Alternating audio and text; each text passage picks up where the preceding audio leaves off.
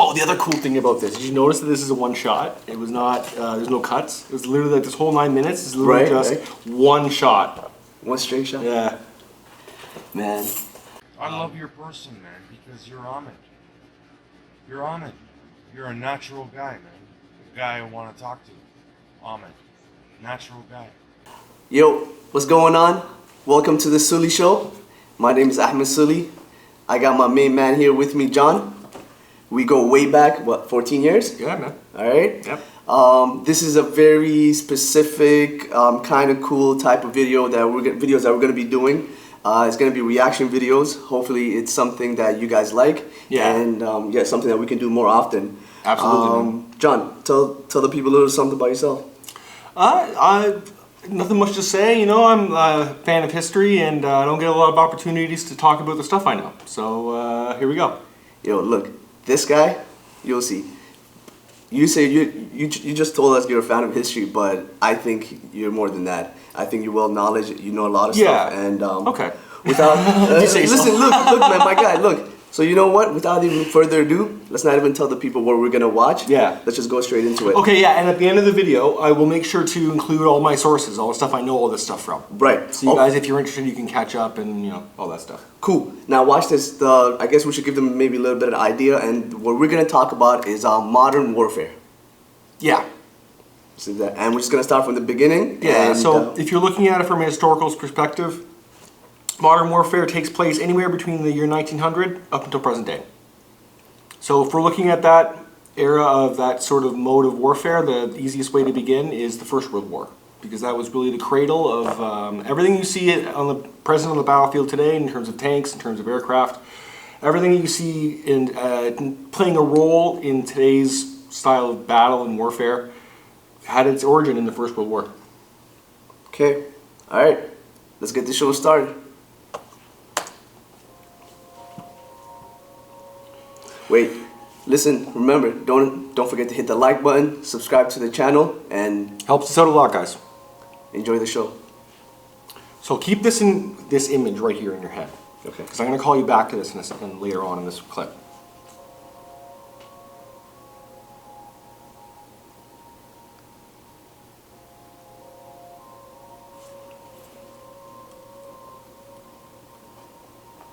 Flight.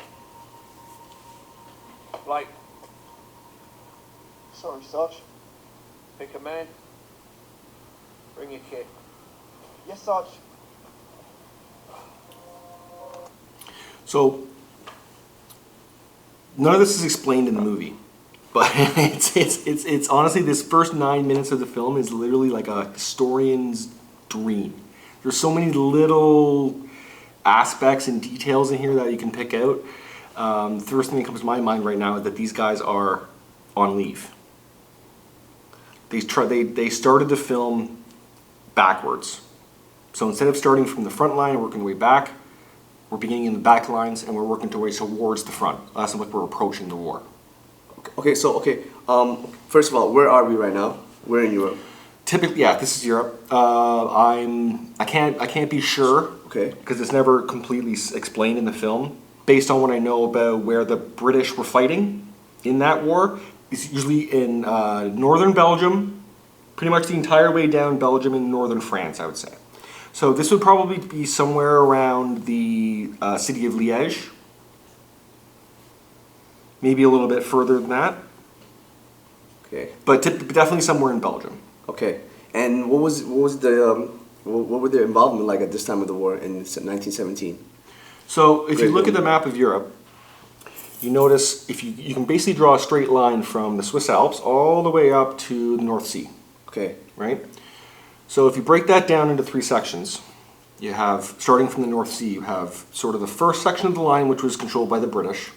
That was basically controlled all of Belgium.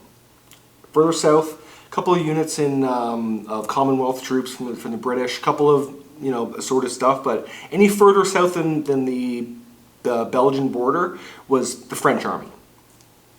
So the British were in their war aims, they're in defense of Belgium. Okay. That's their primary aim. Okay. Of course, they're supporting their allies and everything else on other fronts. But their primary war aims in on that sector of the front, on the Western Front, was to assist the Belgian, Okay. the Belgians. Okay.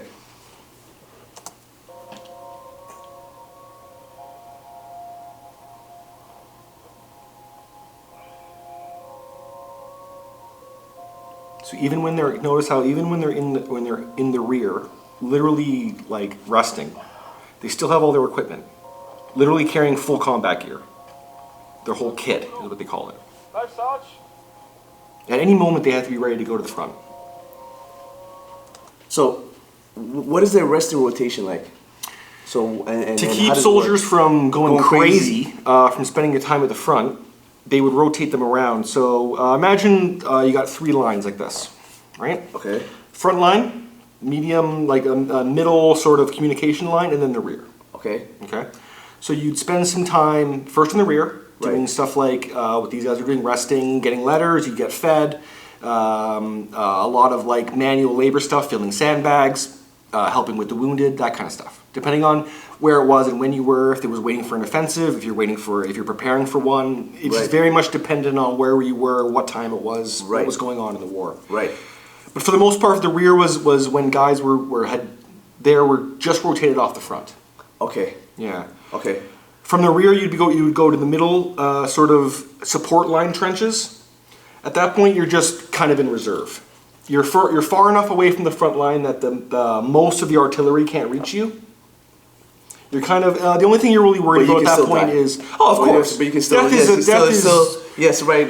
But like this time. for the most part, you're not really worried about the small caliber mortars and Right. field guns and all that kind of stuff. The only thing that can really touch you is like their big, like highest caliber guns. If you're not quite at the front. Now, when you move to the front, that's a whole different story. That's when you start hearing about all these horror stories about Right. the trenches, and the rats, Right. and the Because it was mud. the front line that was taken. Typically, when they're talking about all those horrible aspects of the trench, that was it, the front line. Okay. I mean, the whole thing was awful, but particularly, that's why the whole idea of rotation became a thing. They were realizing that if you left a guy there for extended periods of time, these men could not function. Wow.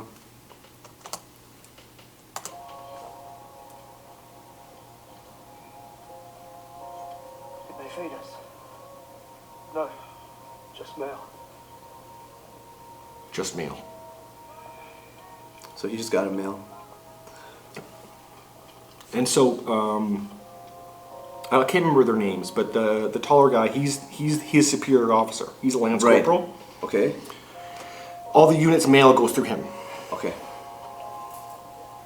See guys drying their clothes, hanging out, cooking, Just kicking back. Yep. Just chilling. preparing for lunch, because these guys are about to get fed probably. Bloody So that's the first black soldier we see. Right. He's hanging out in the cooking area, so he's probably a cook, or he's there to help prepare. So what was the black soldiers' involvement at this time of the war? It very much depends. It very much depends on what country. Okay, true, right? 'Cause- Black soldiers of color served on all sides. Right. Right. Right. You'd think like, what do you mean? Even Germany? Yes, Even Germany. yes. Explain. Because a lot of people don't know that. No, they don't. So in Germany,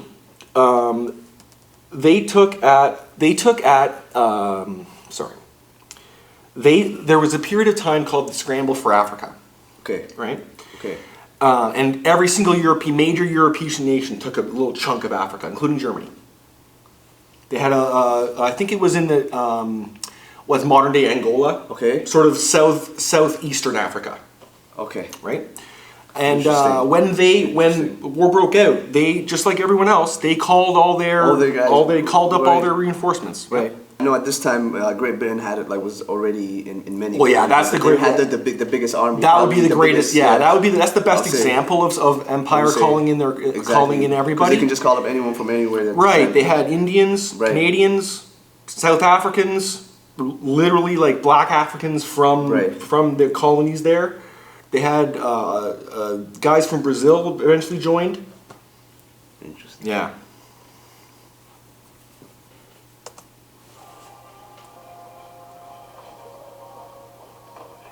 What you got there? Ham and bread. Where did you find that? I have my uses. just establishing that he spent a little bit more time in the army than him. Right. Tastes like old shit. Guys sorting out food and rations and ammunition. Next week it'll be chicken dinner. Not me. So now we're entering the trenches proper. This is actually the beginning of the trench system. Right. No idea. Right now they're walking up what's called a communication trench. So all the trenches that went this way are all communication trenches. They're like highways. Literally with like one-way streets. Church Avenue. Yeah, with like one-way streets and this is the only way, yeah. No. Duck boards over That's top. to be the push, right? 10 Bob says we're going up. We're not taking that bet. Going over the top. Why? You know I'm right? No, because you haven't got 10 Bob. Another little detail. So, I'll let it go because I want to get a good shot of their helmets. Is there any news, Sarge? No, This guy's newer to the army. He still has the helmet he was issued. He still has the insignia and everything on it. Right. If you look at his buddy, it's a blank helmet. Because I'm assuming that's because somewhere along the line he must have lost his original helmet and he was reissued one. So the reissue wouldn't necessarily have your local hometown like insignia on it. Okay. Yeah. Turkish? Well, I'll make sure to relate. You know what I mean about the little details? Right, the little details. Yeah. Then Sergeant, hunt her up to something. Any idea what? No. But it's about to ruin our weekend. See guys on sentry duty? Now listen, Erin Moore is inside, so tidy yourselves up. Never know. Might be mentions in dispatches for this one. Do you know what that means? You don't No. bugger it up. Mentions in dispatches was like an honor you could be given in the military. If you did something, especially particularly in the British military, if you did something noteworthy of like note, they would mention it in there. So your officers would mention it to their officers when they'd give their report. Right. And it was like an honor. Would you get? Okay. Like guys who Would there be a medal following it at some point? That would lead to a medal. Right. Because then it goes up the chain of command, right? Gotcha. Yeah, and your officers could actually, like, if you're, for example, I think it even went down to the local private level. Like, if I'm a normal private and you're a first class, you could still nominate me for a medal, as long as you're a rank higher than me. I think that's how it worked. You British Army nerds might know a little more than that than me, but I'm pretty sure that's how it worked.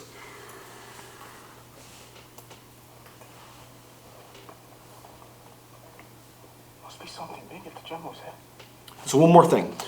The rifle they're carrying. It's called the Lee Enfield. Okay. It's officially Lee Enfield Small something or other in the acronym. Okay. The rifle they were originally given in 1914 was about 2 feet taller. If you were to stand up and have the rifle next to you, it would be the same height as the guy. This is the mentality they went into the war thinking that it was going to be a sharpshooter war. Oh, interesting. Right? Gotcha. Then when trench warfare breaks out, Right. and it becomes an idea of, I don't necessarily have to, the range, like, they pictured it being like fought back in the old days. How it was fought, like, for example, in the Crimean War. When guys would line up, they shoot at each other, Right. one side falls back, the other Right, side right, takes right, that ground, right. and they keep moving until the war's over. That's how they figured this war was going to be like. That- Because, and this is the theme that never ends in World War I. It's like a broken record. The tactics do not catch up with the technology. Explain. They're still operating in the same sort of paradigm of warfare that they were these guys were raised in Right. school. Right. Right? Where it's like you said, you suppress the enemy, then the cavalry comes in and takes the field, and like they still had 3 or 4 divisions of cavalry in the reserve, just waiting until there might be a time when they could break through. Think about how crazy that is. But this was a reality of the First World War. These generals, until the very end, didn't learn how to fight this war until the very end. The tactics that they, even in 1917 and 1918 when the Americans joined the war and they had all this data to go on how to change their tactics and adapt to the war, they still made the same mistakes. They still sent their men against machine guns. And mainly that's the reason why it was the deadliest war of all time. And I said most people They lost. had no And clue. They were just how to- learning there was on the li- fly. Just learning on the fly. On the fly, unprecedented. There was nothing like this before. They were dealing with an issue that never came up in their textbooks.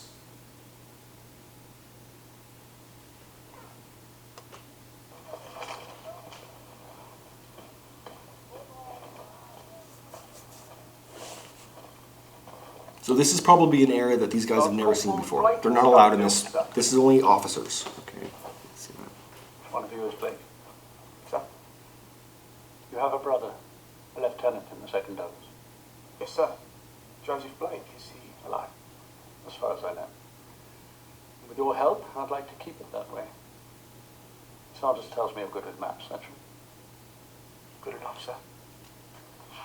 So, we are here. The 2nd Devons are advancing here. How long will it take you to get there? I don't understand, sir. Sir, that land is held by the Germans. Germans have gone. Don't get your hopes up. It appears to be a strategic withdrawal.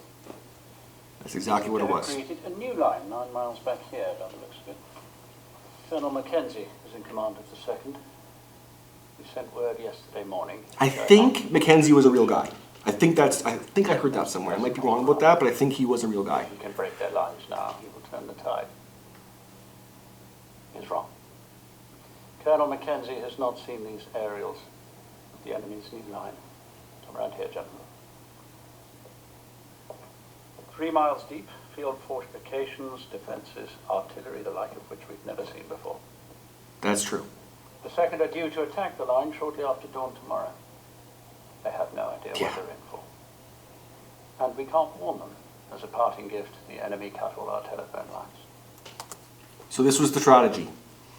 They knew, the Germans, I mean, leading up into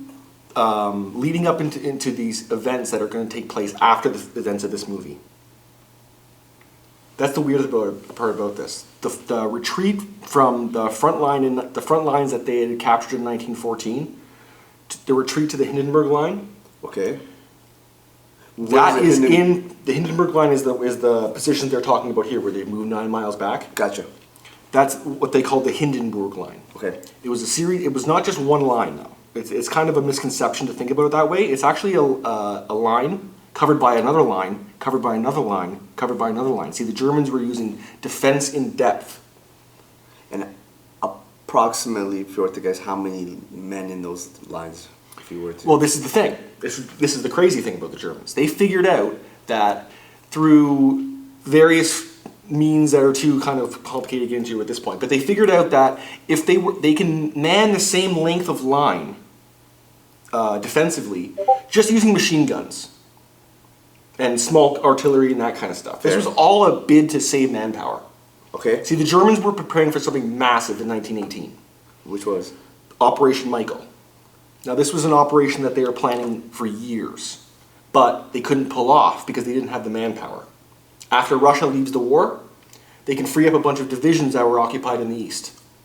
And they move these guys over to the west and hit the lines with everything they had around in the spring of 1918. It was their last gamble. In fact, the British, on their part of the line that got hit the worst, they were pushed back all the way past their 1914 gains, all the way to the nearby city center area. So, briefly, if you can get into what is going on in this scene. In this scene? Yep. So, this is the thing. I don't think a mission like this would ever really come about this way. They wouldn't just grab some guy off the line and go, okay, yeah, you're going over. They have designated messengers for that. Okay. These are these guys who, their whole job is to get a message and run from this part to this part and give them that message. Right. Adolf Hitler was a messenger. That was his job during the First World War. Did you know that? I did not know that. Yeah, he was wounded. He was wounded twice doing that. Received an Iron Cross, which is like their equivalent of the Interesting. Hitler was a messenger during World War. That was his job. He was a runner. At this time. Very dangerous job. Yes, right now. Probably he's doing that job for the Germans at this time in the movie. And to be a runner, I mean, what is your qualification? I guess someone that you just pick off one of the Brave ones. Brave, good with maps. Okay, good with maps. Typically someone who's I mean, you want to, I'm just thinking about it, I don't know exactly, but I'm thinking about it in terms I think, I'm not sure, so someone who's good with maps. Yeah. My point is, they probably wouldn't have just grabbed two random soldiers off the line and been like, yeah, we need you to do this. Right. I think that was a bit of what's the word I'm looking for? Storytelling device. Well, I mean, because I'm sure at this time he did grab him because his brother's involved. But see, even that I don't think would be a reason. Yeah. You know, so for example, think about if you're that character, that general guy, right? Who are you going to send? Your runners, who you've been relying on for years and years, who've been your runners forever, or are you going to grab this guy that you've never met before, literally just met in this scene, right? Because his brother is in that division. Fair. You know what I mean? Okay. It's a cool way to set up the progression of the story, and I like that they did that and not just mud and blood, combat. You know what I mean? The message is more profound if it's done in sort of this Dante-esque journey that they take. You know what I mean? I think that was the point of the movie. More so than, I mean, as historically accurate as this movie is, I think that was more their goal. Okay. Yeah. Your orders are to get to the second at Crossy Wood, 1 mile southeast of the town of Frist. Deliver this to Colonel Mackenzie. It is a direct order to call off tomorrow morning's attack. If you don't, it will be a massacre. Yeah. We will lose 2 battalions, 1,600 men, your brother among them. You think you can get there in time? Yes, sir. Any questions? No, sir. Good. Over to you, Lieutenant. Supplies, gentlemen. Map, torches, grenades, and a couple of little treats. Leave immediately. Take this trench west, up on Salky Hall Street, then northwest on Mills Paradise Bombs. Valley at the front. Continue along the front line until you find the Yorks. Give this note to Major Stevenson, who's holding the line at the shortest span of no man's land. We'll cross there. It'll be daylight, sir. They'll see us. No need to be concerned. You should meet no resistance. Go ahead. So they're crossing to no man's land. Yes. Crossing to the Germans' line. Yes. Passing the front lines. Which to them, at this point, would be like, what are you talking about? You have to understand that in daylight, you can't even peek your head over the parapet, or out of fear of snipers. Right. They're asking these guys to go over the top and crawl across no man's land, enter the German trenches, and go through the German trenches past their lines. It's like, what are you talking about? However, they did say that the Germans are gone at this time. They know they are. It's not just a matter of supposition. Right, because they mentioned earlier they have aerials, right, which means that aircraft is taking pictures of their lines. Right. Okay.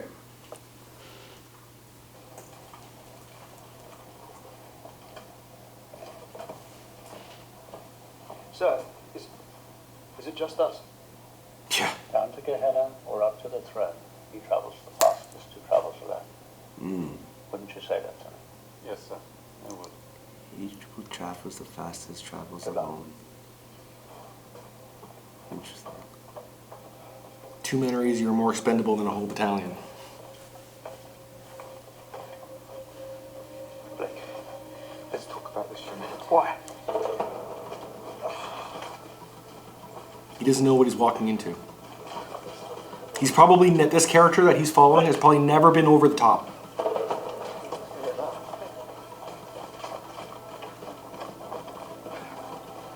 But guys like this go on missions all the time. I'm sure. Right? Sort of. So once we get to that point, I'm going to point it out. 'Cause that's a good segue to the point I'm going to make in a second. 10 yards. If we just wait, you heard him. He said the Bosch have So we're moving up to the front lines now. So all these guys here are in what's called standby. They're literally just hanging out in case the Germans attack. That's why everyone has their kit on. This way you going. Sorry.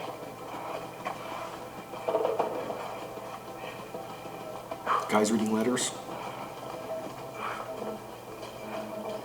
All I'm saying is that we wait. Yes, you would say that, because it's not your brother, is it? Look, the last time I was told the Germans were gone. Cleaning his rifle. Well, you don't know, Blake. You weren't there. Excuse me. So when they mention Thiepval in this movie, they're actually talking about the Battle of the Somme. Battle of Somme. Yeah, yeah. At that time, it was sort of debated whether, like, with the soldiers on the ground, whether they were going to call it the Battle of the Somme or the Battle of Thiepval. So what is the Battle of Somme? It's needless to say, it was the worst military disaster in British history. More people died on that first day in the Somme than in some battles. It's kind of it's too big of a subject to sort of get into in this video. Right. I'd like to do a whole separate video on, Right. on Verdun and the Somme. But needless to say, the Somme is the movie that the Somme is the event that haunts this movie. After the Somme, the high command in the British Army particularly were getting a lot of pressure back home because of the waste. All these lives coming back home for literally meters of gain. For ground that they would later have to retreat from because it's too untenable. Stuff like that. Like, they just, at home, it was just a propaganda PR nightmare. So to prevent that, the British Army was being a little more careful with their moves and strategy. the politicians at home were restraining the generals.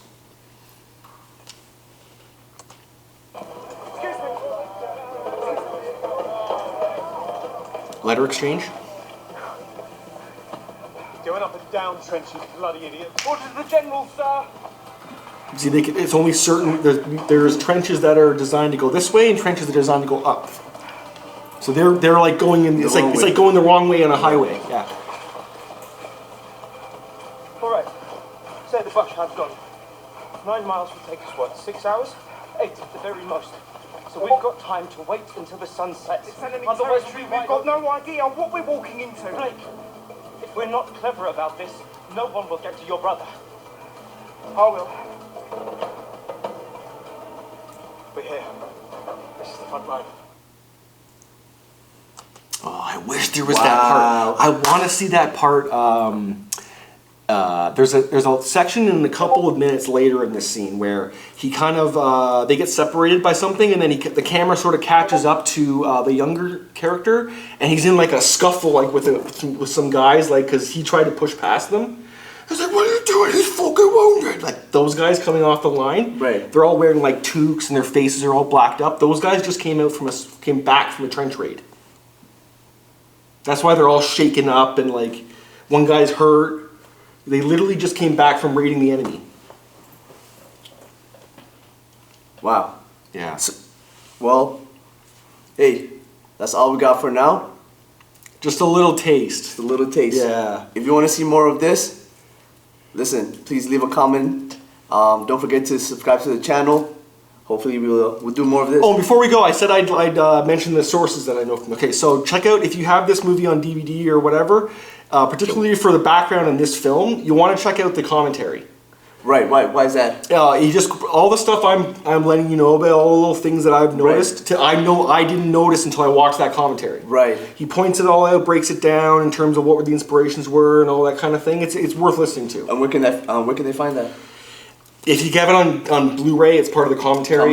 You can probably get it in other ways. Blu-ray, man, I haven't heard. Use your imagination, guys. And the other thing you guys gotta check out if you're interested in the First World War, it's a novel called A World Undone by G.J. Meyer. G.J. Meyer, okay. It's the story of the First World War in narrative style.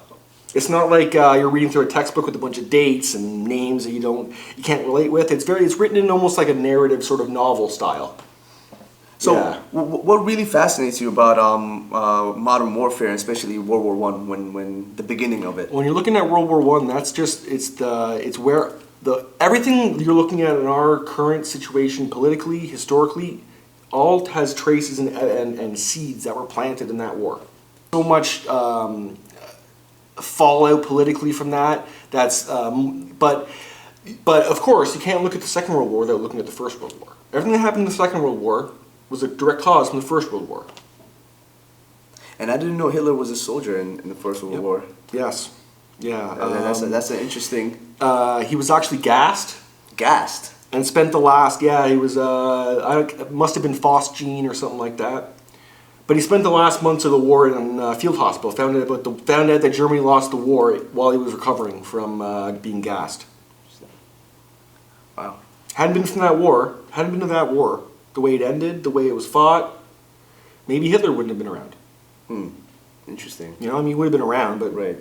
the situation, the environment that was ripe for guys like Hitler and Mussolini and those guys to take power wouldn't have been able to come about had it not been for the way we handled, particularly the Allies, the end of that war. That's all we're going to leave you with. Hope to see you soon again. Like I said, don't forget to subscribe to the channel. Hit that like button. Stay tuned. Leave a comment. And John, I guess we'll see them again. Oh yeah, first of a series. First of a series. The first of a series. That's what's up. All right, man. Peace.